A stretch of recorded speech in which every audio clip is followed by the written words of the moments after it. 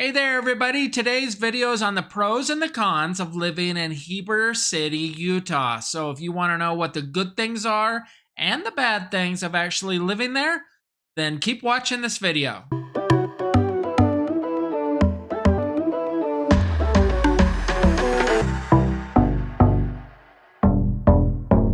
Welcome back, everybody. I'm Greg Spackman. I'm with the Living in Salt Lake City channel. So if you want to learn everything about what it's like to live here, eat here, sleep here, play here in the Heber or Salt Lake City area, then click the subscribe button and the bell to be notified every time I do new videos. I've been getting a ton of people lately that are reaching out to me about making that move to the Heber area or Park City or Salt Lake City area. I absolutely love it. So give me a call, shoot me a text, send me an email, and let's talk about Heber City. So first off, I need to show you where Heber City is located, and it's pronounced either Heber or Heber City. Either way is okay, but let's show you where it's located. So I have the map open here. You can see Heber is located right here, highlighted in red, just east of Midway, south of Park City, which you can see up here, and then kind of southeast of Salt Lake City. If you look down here, Provo, Utah is going to be just down this canyon route right here. So that shows you where Heber City is located on the map. It's about 20 minutes to Park City, about 20 minutes to Sundance, just under an hour to Salt Lake City. Weather-wise, you're looking at a record high there of about 105 degrees, and the record low was minus 39, but summers are typically in the 80 to 90 degree temperature range. Winters usually 15 to 20-ish. And let's get into the pros and the cons. Con number one of living in Heber City, and this is the one that I hear most from people, is the growth. And while every area in Utah is growing, Heber is growing even faster. And this is what I keep hearing from people. I'm reading about it online. Back in 2000, there were about 7,000 people that lived in the town. Now it has over 17,000. While building homes and shops and stores and restaurants and everything is awesome, it's taken away from the local charm. And hopefully the city planners can keep that charm the way that it is. Pro number one of living in Heber City is it's a beautiful place to live. It's surrounded by stunning mountains and lakes. The sunsets and the sunrises are just incredible there. That's one of the reasons that lots and lots of people are moving there for that. And then the rest of my pros that you're going to keep hearing. Pro number two is also my con number two, and that's the rankings of Heber City. So this is according to niche.com since I can't provide rankings myself. So let's look at those right now. So here are the rankings for Heber City right now. Overall, it has an A- ranking. It's the number one best place to raise a family in Wasatch County. A- public schools, which the schools I've heard are really, really good there. A B- for housing. A- good for families. A for jobs. C- cost of living. A for outdoor activities. I don't know what you got to do to get an A+, but it deserves an A+.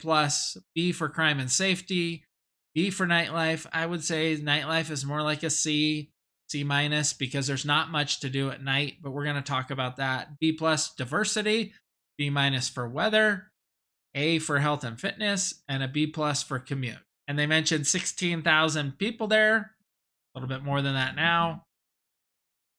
Here's some other rankings. Best places for young professionals in Utah, number 25. Most diverse places in Utah, number 38. Places with the best public schools in Utah, number 38, and I've heard it's much higher ranked than that, so I'm not sure where they're getting that. Here's our B for the crime and safety. Goes in here. Everything is well below the national average.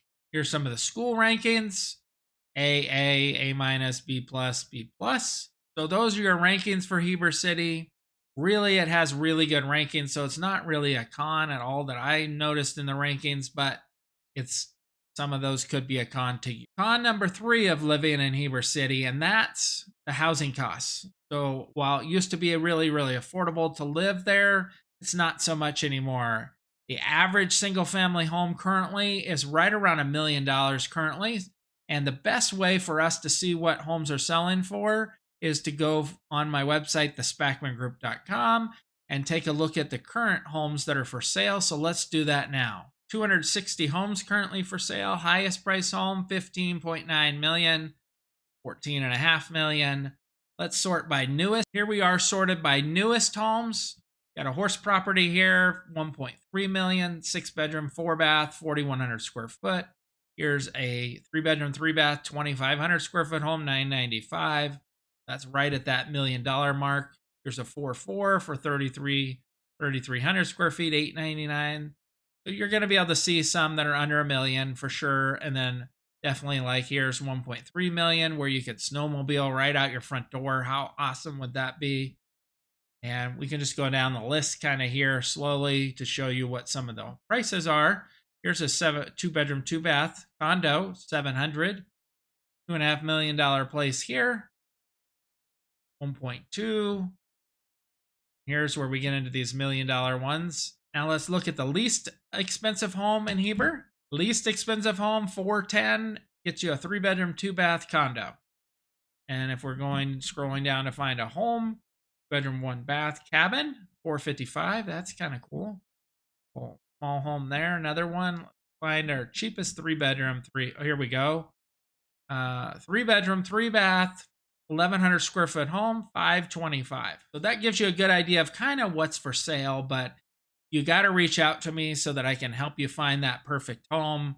I need to know the size you want, how many bedrooms, baths, square footage. Do you want to be where you can snowmobile out the front of your house? Do you not want to be? Do you want to be in town? Do you want to be outside of town? All of that we can talk about. Pro number 3 is its high-rated schools. It's number 3 in Utah.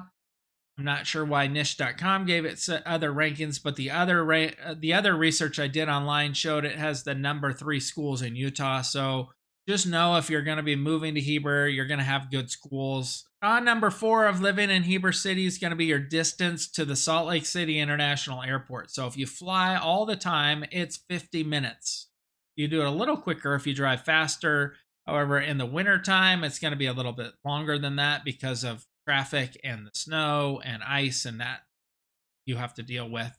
But that's probably not why you're moving up there, is that you need to be close to the airport. Otherwise, you'd pick a different city that was closer to the airport. And that leads us right into pro number 4. And this is a super cool thing. And this is one of the reasons that people choose Heber City over Park City, is that it has its own private airstrip. So if you have a private jet, this is where you'd store it if you're living in Heber, Park City, Sundance, Midway, Deer Valley areas. It's capable of handling aircraft up to large corporate jets, including Gulfstreams and Global Express. Approximately 85 aircraft are based out of this airport.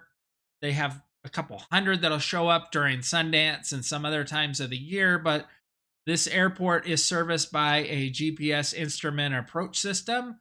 So that allows the aircraft to land during adverse weather, snowstorms, rainstorms, anything like that. You can land at the airstrip. Con number 5 of living in Heber City is going to be the amount of rain and snow that you get. So you get 20 plus inches of rain a year and about 80 inches of snow on average. So you're going to have years where it gets a ton of snow, way more than 80 like this last year. And you got to want to deal with the snow if you're going to want to live there, because it snows more than lots of other areas. And hopefully that's why you want to live there, because of all the snow and everything else you get to do. But you need to know that it snows a lot and it rains more than other areas in the Salt Lake City area. Pro number 5, this is one of my favorite things about living in Heber City, and that's all the things that you get to do in Heber. So outdoor wise, you can do everything you can do everywhere else, but you can mountain bike, you can boat. There's 3 lakes that are nearby. You can hunt, you can golf, you can hike, you can river raft, you can fish, you can 4-wheel, you can ski in both snow and water, you can snowmobile, snowshoe, and then one of my favorite things to do up in that area is to camp. So lots of things you get to do in the outdoors up there, and you're right in it because you're in the outdoors. Heber's also home to the Heber Valley Historic Railroad, so that would be a cool place for you to go visit. You are 45 minutes to Strawberry Reservoir, and Strawberry Reservoir was the first place I went camping when we moved to Utah. We went to BLM land, and We drove up this dirt road. Well, at the time, I didn't have a 4-wheel drive car, so I took our Passat, which I didn't think would make it through the dirt road. Well, you just had to drive really, really slow certain parts, but we made it up there. And then couldn't make it where we actually camped because we camped up this hill. So we had to leave the car at the bottom of the hill and then shuttle the stuff up in the other 4x4 vehicles with us. But it was amazing. It was super cool to camp up there. One negative about the camping was there's no restrooms or anything. So if you had to do the restroom other than number one, we just went into the marina and dealt with that sort of thing there. And then we got some extra supplies, some more wood and water, and I think the kids got a snack. But you were able to do that, and that's not very far away from where we camped. Um, Deer Creek Reservoir is less than 10 minutes away, and I've talked about Deer Creek Reservoir. That's one of my favorite reservoirs to go, and we'll kayak there, canoe.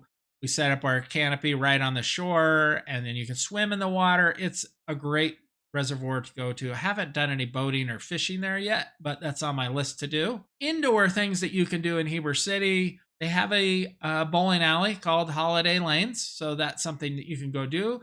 They have the Avon Theater, which is a one screen movie theater. It's got an old school feel to it. The owners are typically there working, so it's super cool, something to do.